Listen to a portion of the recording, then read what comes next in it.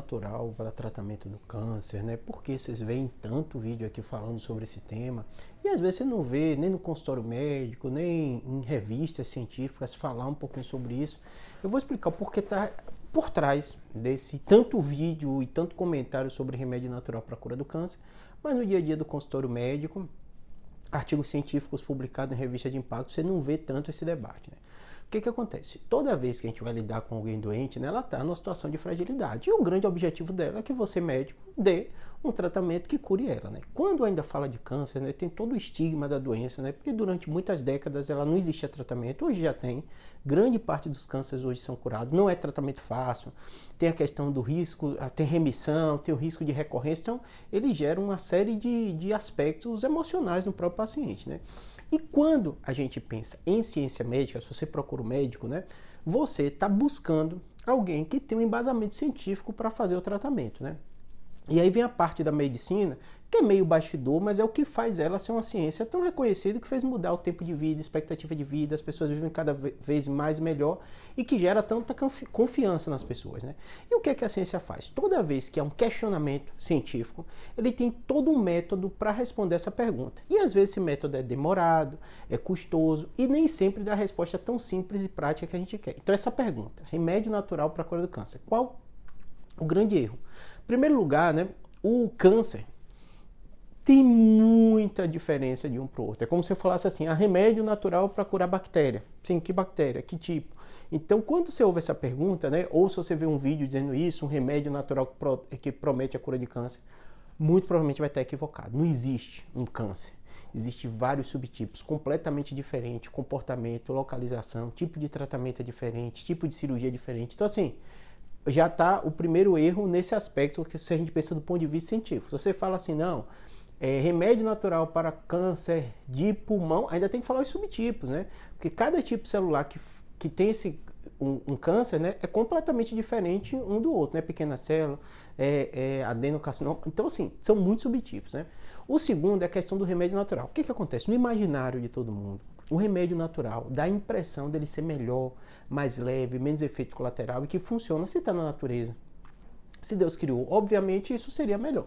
Que é outro erro. Para vocês terem ideia, eu fiz até um vídeo recente falando que grande parte dos remédios que a gente compra na farmácia foi desenvolvido através de fontes da natureza, que isso vai desde de plantas, né, de micro-organismos, de animais. Então, assim, os remédios eles vêm da natureza. O que acontece, né? Quando você tenta responder essa pergunta, remédio natural para cura de câncer, você tem que, em primeiro lugar, entender o que câncer tem subtipo, mas tudo bem, vamos pensar para um subtipo específico, né? Quando o pesquisador vai fazer remédio natural, ele não vai olhar o termo de onde vem, ele vai ver se aquela substância ela funciona para o tratamento do câncer. Com a série de etapas, né? A etapa vai desde o início, né, que é a plausibilidade biológica, qual a lógica por trás disso. Então, por exemplo, vou dar exemplos exagerados para você entender, né? Eu posso fazer uma pesquisa dizendo que a fitinha verde na minha testa vai curar o câncer? Pode, uma pergunta pertinente. Mas do ponto de vista plausibilidade biológica, não existe porque uma fitinha na minha testa vai curar o câncer.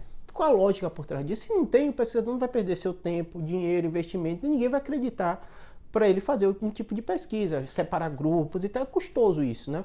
Então tem que ter uma plausibilidade biológica, né? E às vezes vocês colocam no comentário coisas, ou folha, ou planta, né? Ou que não faz sentido, entendeu? Um banho de folha lá vai curar o câncer. Dificilmente o pesquisador vai parar seu tempo para fazer um estudo disso, porque não tem plausibilidade. Júlio, mas fizeram, tudo bem.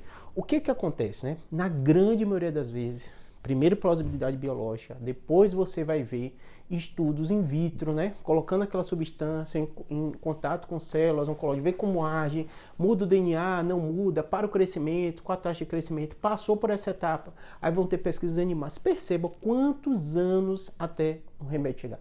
Mas por que é feito desse jeito e não tão simples como vocês imaginam? Pega qualquer remédio natural e vai dando para pessoas com câncer e vê se melhora. Em primeiro lugar, qual o risco disso, né?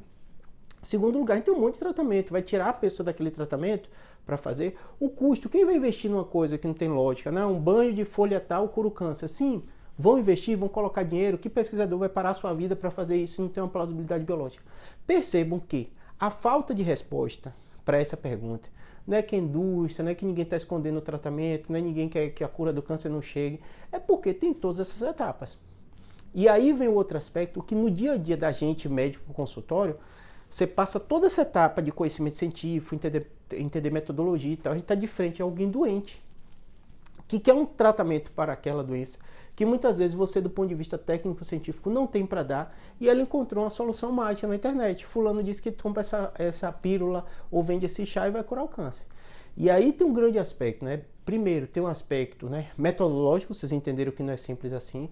Segundo, tem um aspecto argumentativo, que é o mais complicado de lidar, porque às vezes essa pessoa que quer vender um produto, ou quer dizer que ele tem a cura do câncer, né, ele faz 1000 teorias conspiratórias, que estão matando, que estão escondendo, que a indústria quer fazer isso e aquilo e tal, convincente para a maioria das pessoas, com argumentos bons, né? Alguém, às vezes, geralmente quem faz sucesso nisso é alguém eloquente, que sabe falar bem, bota um monte de termo técnico, mas quando você espreme isso do ponto de vista científico, é argumentação vazia. O que é que eu digo para todo paciente? Primeira coisa, pense o seguinte, não tem só câncer brasileiro. Câncer é uma das doenças que mais matam no mundo inteiro existe.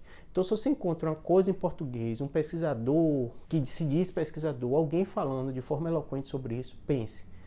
O que tem sido feito, pesquisado no resto do mundo sobre isso? Existe, hoje em dia tem ChatGPT, hoje em dia tem o Gemini do Google, tem inteligência artificial que te ajuda, tem o próprio Google, coloca aquela substância e veja, e vá atrás de fontes confiáveis, revistas, index, né? Se não tem, muito provavelmente não é verdade o que ele está te falando. Quando eu digo não é verdade, às vezes não é nem alguém que está mentindo, é alguém que, sei lá, teve uma experiência pessoal, que aí vem outro aspecto que às vezes você confunde. No dia do consultório a gente consegue até fazer. Aqui na internet eu não faço muito porque é história de um indivíduo, de alguém, é difícil você expor e às vezes a pessoa, ela pega aquele exemplo que você está dando e coloca como se para ela funcionasse. Por isso que eu não gosto muito de individualizar casos, nem contar anedota, nem contar história aqui no meu canal do YouTube. Eu prefiro falar da doença como um todo, do remédio como um todo, e não tanta experiência pessoal. Porque a experiência pessoal é muito mais marcante para a gente, ser humano, do que qualquer pesquisa ou aspecto científico que eu falo aqui para vocês. Então a pessoa fala, ó, fulano, aí traz um fulano todo vestido, dizendo, eu tinha um câncer, tomei esse chá e o doença foi embora, não tenho mais esse câncer. Isso é muito mais fixador para a mente. O ser humano é assim, né? O ser humano se desenvolveu e evoluiu. O nosso cérebro, ele gosta muito. Ele é muito seduzido por anedotas, por histórias, né? Muito mais do que eu mostrar estudo científico, que estudaram milhares de pessoas. É muito mais fácil você entender um caso de alguém real que aparece aqui para vocês, diz que tomou aquilo. Todo mundo é assim, eu também sou assim, eu gosto de história, né? Eu sou ser humano, não tem jeito. Só que a gente faz algumas coisas contraintuitivas pelo nosso estudo, por aprender que aquilo historicamente teve um impacto maior, mostrou resultado. A ciência é desse jeito, às vezes ela é meio contraintuitiva. E mostrar com anedota um caso, que você mostre alguém real, que conte a história, que tomou aquele chá e o câncer foi embora, é muito mais fácil ser uma falsidade, uma mentira, alguma coisa montada, do que um estudo científico. Ah, Júlio, o estudo científico eu também já vi. Claro, pode ter, mas tem tantas etapas, uma curadoria bem próxima, pesquisadores, estudo científico, investimento, uma série de forças que é mais difícil. Por isso que muito cuidado quando você vira essa frase, né? Concluindo esse vídeo que está mais longo do que o normal que eu faço. Remédio para a cura do câncer. Muito cuidado, né? Tem muitas premissas no meio dessa frase que tem grande chance de você estar assistindo um conteúdo que não vai falar a verdade para você do ponto de vista científico. Espero que tenha ajudado. Abraço.